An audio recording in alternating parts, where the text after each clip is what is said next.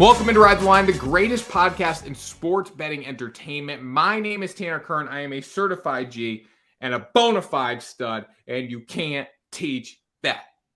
And this right here, this is G Money Grant Mitchell.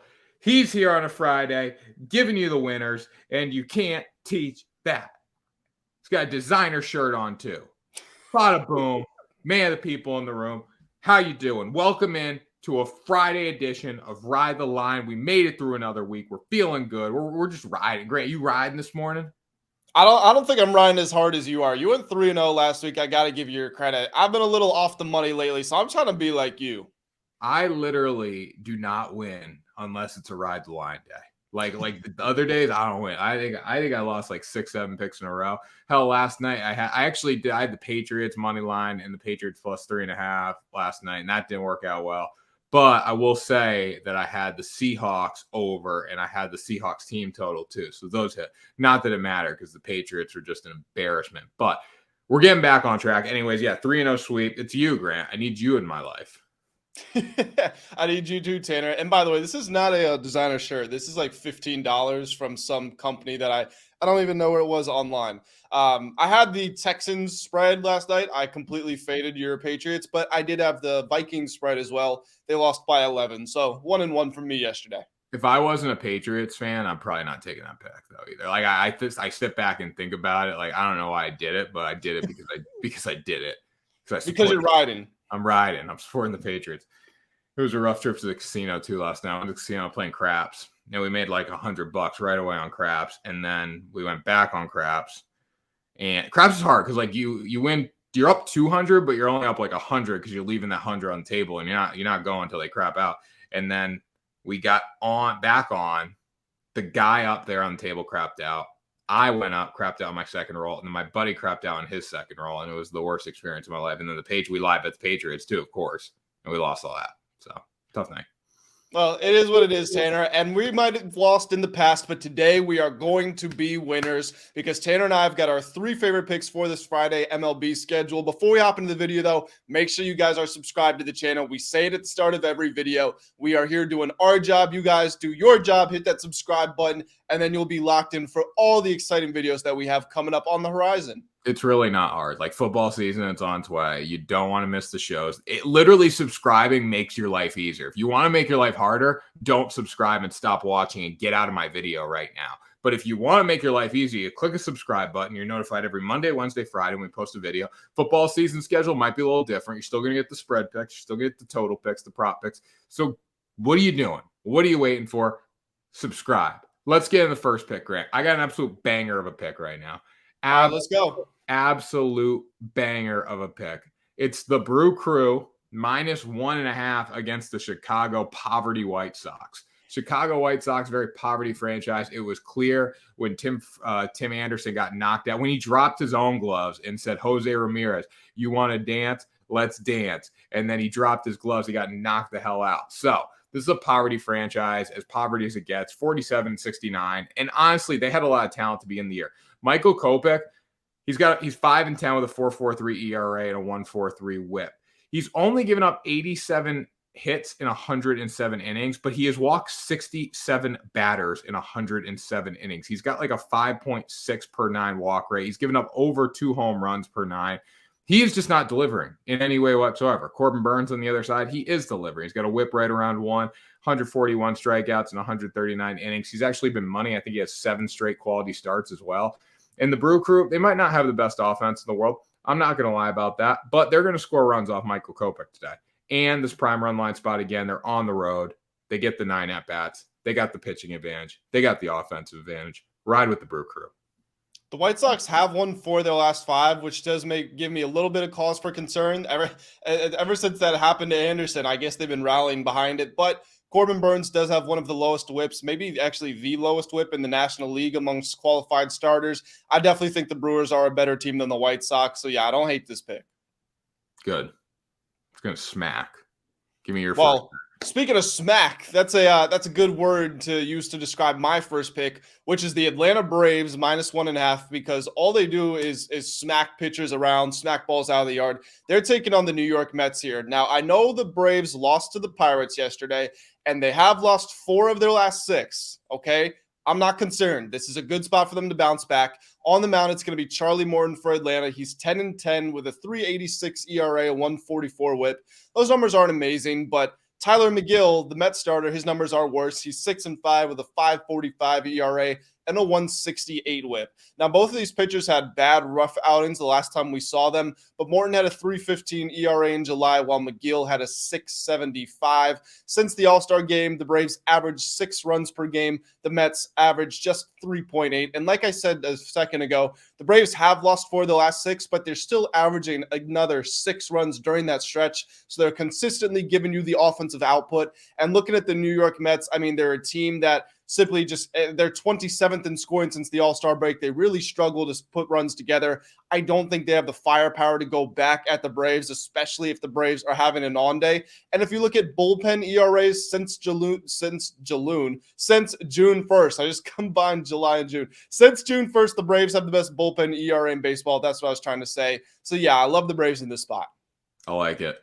I like Jaloon. I don't know what I was doing there. But that's a funny word to say. It's got to mean something. It's got to mean something. It's got to be the Braves -1.5. That's what it means. That's what it means. All right, what's your second pick today? Rays -1.5. I'm taking all the -1s out because I'm not scared. We're not scared here at Ride the Line. We don't care. You know what? As much as I love Jose Ramirez for knocking out Tim Anderson, he's still I don't trust the Cleveland Guardians against Tampa Bay Rays because Aaron Savale. Also, Grant. Also, I think we did mess one thing up on the show. Jose Ramirez is currently appealing his suspension, so it's not been served yet. Okay.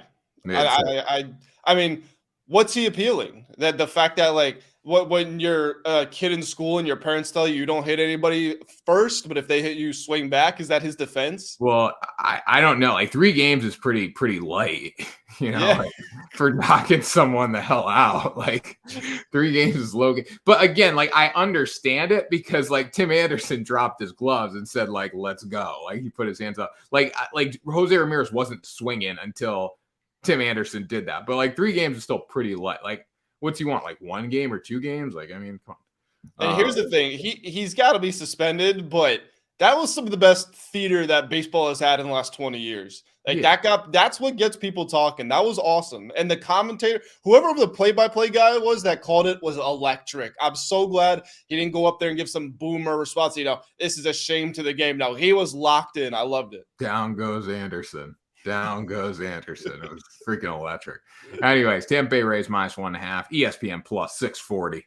Big game from Tropicana Field. Going to be in front of 10 people. Aaron Savale's on the mound for the Tampa Bay Rays. He's facing his old team, which he's only pitched 1 game for Tampa Bay right now. It wasn't a great start, but he was with the Cleveland Guardians earlier this year. He's 5-3 with a 2.5 ERA and a whip right around 1, 67 hits in 81 innings. He really hasn't had that many bad starts this year. Savale is a beast. Going to go against Xavier Curry, 3-1 with a 2.95 ERA and a 1.16 whip. Curry's been good, but he's an opener in the spot. He went 5 innings last game against the Chicago White Sox. But other than that, he's gone 1 to 3 innings, so he's not going to be on the mound long. Cleveland's going to have to use their bullpen a lot in this game. And the Tampa Bay Rays starting to figure it out offensively a little bit. They've hit 170 home runs compared to the Guardians with 84. They have scored 150 more runs, about 140 more runs than the Guardians. So even though the Rays still aren't playing great baseball, I like them in this spot. I just don't see Cleveland scoring a lot off Aaron Savale. Yeah, so I'm playing the under in this game, and a lot of that does come down to Savale. Like you said, didn't have a great debut with the Rays, but he had a 2.70 ERA. A 1.45 ERA last month. The 2.70 belongs to Curry, which is why I am playing the under here. The only thing I worry about here is that the Rays offense, you say they're starting to figure it out, but the last couple of days, it's not been amazing. They scored 10 runs in their last 3 games combined, so I think they just certainly have a better offense than the Guardians do. I mean, the Guardians are one of those pathetic teams in baseball right now. They've scored an average of 2.5 runs over their last 12. So the Rays should cover this game. But for me personally, I like the under better. Good. That's not your second pick, though. No, it's not my second pick. My second pick is another under. It's the under of 9.5 in the game between the Tigers and the Red Sox. Now, I think you'll appreciate this tape, Tanner, because for the Tigers, Tarek Skubal is going to get the start. He's 2-1 with a 3.67 ERA and a 1.04 whip. And for the Sox, it's the return of Chris Sale. Now, let me talk about Skubal here for a second. He's pitched 6 games this season, 4 of them have been shutouts. Now, the problem is the 2 that weren't, he gave up 4 earned runs in one and 7 in another. So obviously that jumped the ERA up, but I think Skubal's a very good pitcher. And then Chris Sale, he had a very slow start to the season, but in the final month that he was healthy, he played 4 games, had a 2.42 ERA. That was back in May. He's, again, coming back from injury. This is going to be his first game back in the MLB, but he's already played 2 games in AAA. He threw 6.1 innings in those, did not give up a single run, had 10 strikeouts, had a whip of .94. So he's coming back, and I mean, AAA isn't the major leagues, but 2 quality starts down there. I think he's going to be able to come back and help this game, take this game under here. The Red Sox bullpen, it's not as amazing as you would like it to be, and I mean, same with the Tigers, but obviously that's the case with the Tigers. Both bullpens are average, but some of the players in this matchup, Rafi Devers, for example, hitting 208 this month, having a down month. The unders hit in 11 of the last 16 games for the Sox. They're averaging just 3.2 runs over the last 13 games. With the line all the way up at 9.5, I think this is a prime opportunity to grab the under. Yeah, Red Sox unders have been a move. I took Red Sox under 10.5 yesterday. There were only 2 runs scored. It was beautiful. It was free money, basically. So yeah, Boston unders have been cooking because they're not saying they're pitching good, but they're not hitting good right now. So they're not pitching good, but they're really playing dog water teams outside the Blue Jays last week, and they're not hitting good. The Royals offense had actually been doing pretty well, though. They were top 10 in scoring over the last 2 weeks. So, I mean, I don't know if that was more just regression to the mean for the Royals or a solid day on the mound for the Red Sox. But yeah, the under has been the play. Royals are still dog water. I was looking at their stats, and I was like yesterday I was looking at the game. I'm taking the under because the Royals, they literally have like a 280 OBP as a team over the course of the year. They had a 290 batting average of the last 2 weeks. I had the Royals plus 1.5. I missed it by 1 run. I'm still upset about it. That's what happens that's what happens when James Paxton takes the mound, Grant. James Paxton's a freaking dog. Didn't you call him the new Chris Sale? Chris Sale blows, so that's probably not a compliment. He's just James Paxton's their ace. James Paxton's been their ace. I went to the game like 2 Fridays ago or whatever when he played the Blue Jays, and the first 2 balls left the yard, like literally the first 2 pitches left the yard. I wasn't even in my seat before it was 2-0 and under. That's not a good feeling. No, definitely not. But what is a good feeling is your last pick here. Let's hear it. Rangers money line. Adolis Garcia, Jonah Heim, Corey Seager, Marcus Semien. This offense is that good. This is probably one of the best teams in the American League. This is probably the team that will represent the American League in the World Series if they continue to do what they're doing right now. You can get them for plus 750 currently. John Gray is going to pitch 7-5 with a 3.70 ERA, 1.24 whip. John Gray is not spectacular by any means, but he's done a pretty good job keeping the ball in the yard. The walks have been high. He's been okay. That's all I'll say about John Gray. But the offense of the Rangers is the reason to take them. Scott Alexander's the opener for the San Francisco Giants, 6-2 with a 4 ERA and 1.16 whip. He's going to throw 1 inning today, and then they're going to give the ball to Alex Wood. And Alex Wood has a 4.8 ERA, and he's absolute dog water. So I'm going to go with the Texas Rangers here on the money line. Very fair price. It was minus 108. It's up to minus 120. Get it now. You're losing value. It's always been the Rangers. Yeah, the Rangers offense is just so much better than the Giants. The Giants, last time I checked since the All-Star break, they were hitting like 210 or 220, something like that. It doesn't even compare to what the Rangers are capable of doing. And for that reason alone, you got to go with the Rangers here. Got to. There's get to, and then that's why I say, my buddy walking the casino, there's get to, and there's got to. Do we get to bet today? Do we got to bet today, or do we get to bet today? We have the opportunity to bet today. I love that. I love that. Well, you get you get the opportunity or got? No, this is where it comes from. Like, think back when you're an athlete and you're like, oh shit, man, I gotta go to practice today. I gotta go to practice. And then it's like, no, you get to go to practice today. You get to do what you do today. You got the opportunity to do what you do today. That's what we say when we're walking to the casino. That's what we say when we're walking out of the casino. We get to bet again. We have the opportunity to win our money back. It's a great opportunity.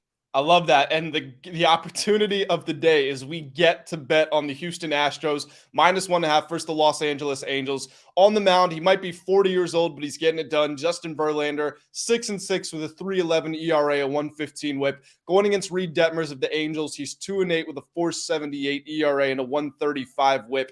Now, Detmers gave up 7 earned in 4 innings in his last start. He also had a 6.12 ERA last month. Meanwhile, Verlander gave up only 2 runs in 7 innings in his last start, had a 1.69 ERA the month before. The Astros are 5th in bullpen ERA. The Angels are 20th. So we've got all parts of the game covered on the mound. And now, of course, we know the Astros offense is a lot better than the Angels. The Angels can get hot, but the Astros are still better overall. They're scoring 1.5 runs more per game than the Angels are over the last couple of weeks of play. The Angels have only covered in 3 of their last 9. The Astros lead the season series 4-2. They have only covered in 2 of those games. So against the spread, the Angels actually lead the season series 4-2. But I would argue the Astros are playing some of their best baseball, if not the best baseball of the season right now. So I think they're going to win this game, and they're going to get a big win, cover the spread. Easy. I have Astros run line on my card too. I like it. Beautiful. Awesome. I mean, how can you not? Justin Verlander back where he won a couple of World Series. Like this is his moment. I feel like he's gonna just torch his way into the playoffs. He finessed the New York Mets. He got paid more than the Astros were willing to pay him. He's still in the same contract. Now he's back there. He's probably gonna make a push for another World Series. He probably didn't even have to sell his house. Probably kept his house in Houston. Now he's just chilling. By the way, the Astros, the Rangers, the Mariners, the AL West is crazy because the Mariners can't lose right now. The AL East is pretty crazy too, Grant. Well, it's been crazy all season long. Like that's not as much of a story right now. Well, the AL Central needs to get sent to a different country.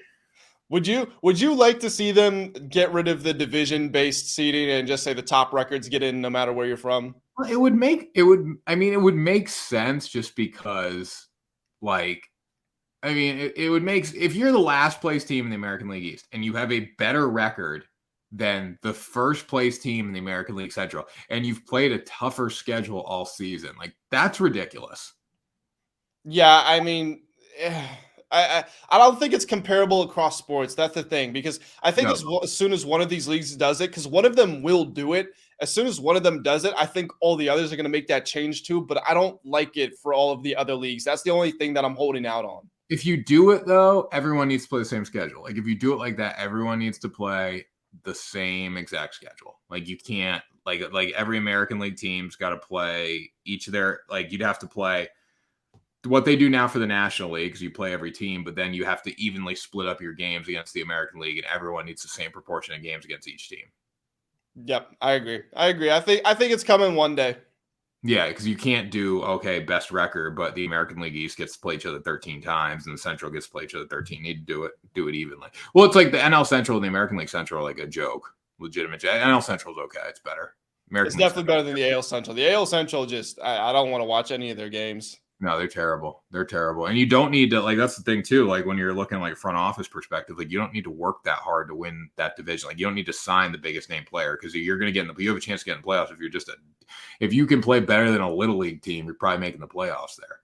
Yep, 100%. And we make it easy on you just like it's easy in the AL Central. We are giving the winning picks every single day, damn near, on this channel. So make sure that you guys are subscribed to the channel. Tanner, take us on out into the weekend. That was Ride the Line, the greatest show in sports betting entertainment. This is your Friday edition, and we absolutely crushed it, and you're crushing it. Smash the subscribe button. It's not hard. It's not rocket science. Never been rocket science. And we'll see you on Monday for another episode.